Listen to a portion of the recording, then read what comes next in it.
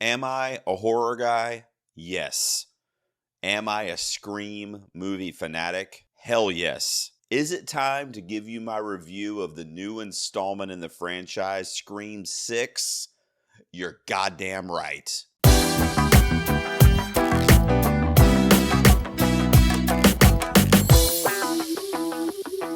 Okay, guys, welcome back to the garage. It's time for another spoiler-free movie review for you today, and this time it's personal. This franchise, Scream, means so much to me. You've probably heard me talk about it on this channel before, definitely on my podcast, but the original Scream movie back in 1996 is what turned me into essentially a bona fide horror guy. I was a casual fan of horror movies prior to the mid-90s, but after I saw Wes Craven's Scream in 96, I was forever changed as a moviegoer and frankly as a person. It literally molded me into the movie lover that I am today. One could in fact argue that if it weren't for Scream, I might not even have this YouTube channel, thusly meaning this review might not even exist right now. Now, with all that said, obviously a great deal of anxiety can come along with the fact of a new installment being released in my beloved franchise. But the good news is it has not let me down to date. In fact, on my podcast this past October, I named Scream as my #1 most consistent horror franchise of all time. And for those wondering, yes, I also love Scream 3. Okay, I'm going to avoid spoilers, but I am going to dive in a little bit deeper in my review. However, just to spare you the Scream-esque suspense up top, I will just say I absolutely loved Scream 6. Let's get into the review. New York, new rules. Following the latest Ghostface killings, the 4 survivors leave Woodsboro behind and start a fresh chapter in New York City. From the opening scene, this movie, Scream 6, takes expectation subversion to a whole nother level. The franchise in general has always made the subversion of fan expectations or theories as part of their forte. But in my opinion, they kick it severely into high gear here. And honestly, I had the biggest smile on my face within the first 5 minutes of this film rolling.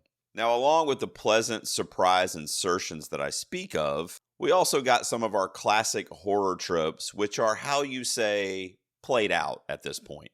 But in the case of Scream, they make sense and they actually attribute to the story.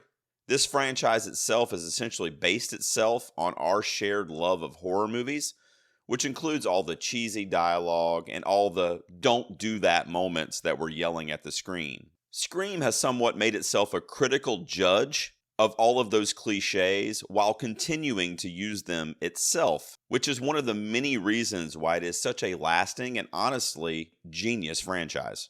Scream 6 continues this legacy, no pun intended, by delivering the horror-minded comedy and callbacks in spades. When it comes to the performances in the film, we get what some may call our fresh new faces, which we saw and were introduced to in Scream 5.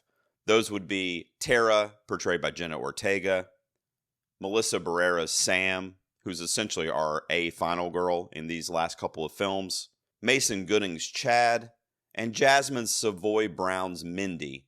Now, this main group of friends, which is actually 2 pairs of siblings, which I think is so charming because it inherently ties in the family archetype as well, and they would in essence be taking the place of, and I'm only saying that for mere characterization, as we know, no one can take the place of our legacy characters. But they fit into the roles of essentially Sydney, Gail, Dewey, and perhaps Randy from the original film, which would essentially be Mindy's character in these last couple movies. There was much to be said when it was announced that one of the greatest final girls in horror movie history, in Neve Campbell's Sidney Prescott, would not be returning for Scream 6.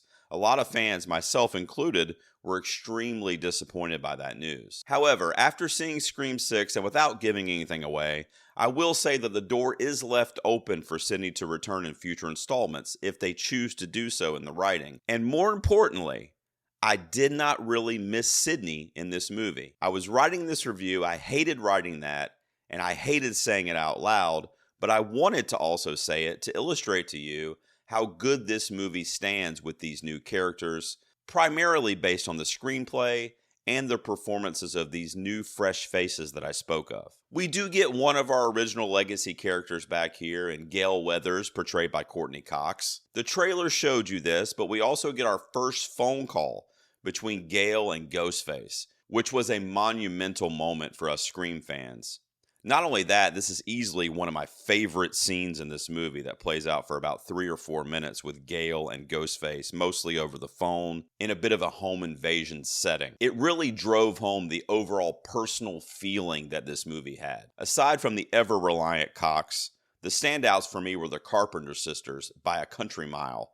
I absolutely love Melissa Barrera and Jenna Ortega in these roles. They have now gotten me so invested in their story and their bond that I will now watch their fates with bated breath, just like I did for Sidney Prescott in the majority of the previous films. It was kind of like I got to know these sisters in Scream 5, but now not only do I know them, I love them, and I would die for them. They really brought the heat and gave such emotional and believable turns as these sisters trying to escape the Ghostface trauma, but also not afraid to stare it right in the face and kick it in the nuts. We also get Kirby Reed back too, portrayed by Hayden Panettiere, a fan favorite from Scream 4. It was such a welcome vision to see her on the screen here. Such nostalgia came back for me, and while I do feel like she was underused and underwritten in the movie, I was just happy to see her again. And some of the comic relief that she had with the back and forth with Gale Weathers and their previous relationship really was touching and frankly just took me back to a really sweet place as a Scream fan. And of course we have to talk about our antagonist, Ghostface. He was actually different in this one. It seems like they all say, I am different, or you've never seen one like me before. But in this case, that actually rings true. A lot of that plays out actually in the trailers, and the movie is just an extension of that. If for no other reason than the brutality of the kills and the violence on screen this time around. There is much more malicious intent here. We get the sense that this is possibly very personal and not just for sport like some of our previous Ghostface. You guys have seen the images of Ghostface with a shotgun, and even in the final trailer of Ghostface in the bodega with the shotgun. And a lot of purist fans were like, that's not my Ghostface. Ghostface would never use a shotgun. And to those people I say, exactly. That's the point. This person is different. This is not the same Ghostface with the same motivations that we've gotten in previous iterations. And because of that, I think it's very exciting. And I think that it makes sense that someone as a mass killer like Ghostface would be unpredictable. Okay, so as this is a spoiler-free review, it's virtually impossible to discuss the reveal in a Scream movie or the last act of the film without spoiling it, so I won't do that. I'll speak in generalities, and I'll just say that I fucking loved it. I was grinning from ear to ear, soaking up all the flashes that had been given us the 2 hours before that. It was glorious, right down to the production design, the location where it was shot, which was essentially a frickin' Scream museum, or the Shrine, as it's referred to in the trailers. In summary, Scream 6 is an absolute blast. It is 100% fun at the movies. If you are a fan of this franchise, chances are you are going to be head over heels for this film. And even if you're not a purist or a super fan of the franchise, and you're just a, hey, let's go out to the movies person, you're going to love it. It's entertaining. It's going to entertain you. It's going to make you jump. You're going to spill your popcorn. It's exciting. It is a fucking great ride. And let me just say, after thinking on it for a couple days before I filmed this review, I will say this is the best sequel that this franchise has ever produced. Nothing will ever top the original for me. And I know that I'm biased based on what that original film means to me personally. But if I weren't as immobile on the order of my list and having it at my number 1, I feel like 6 could give that spot a run for its money. It is a fucking perfect slasher movie. And the fact that a 6th installment in a horror franchise that is essentially using the same formula is possibly the best or one of the best is quite a feat. I mentioned Voorhees before, and my favorite Friday the 13th film is Jason Lives, and guess what? That's the 6th installment. So perhaps after many rewatches of Scream 6, Billy, Stu, Randy, and the original crew from Scream might have to scoot over a little bit and make room for a new partner at the top of my list.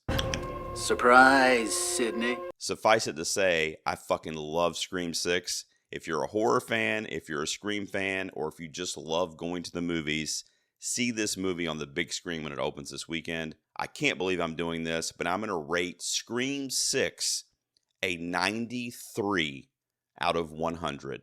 I absolutely loved it. Are you guys excited to see Scream 6? Have you seen it? Let me know down in the comments.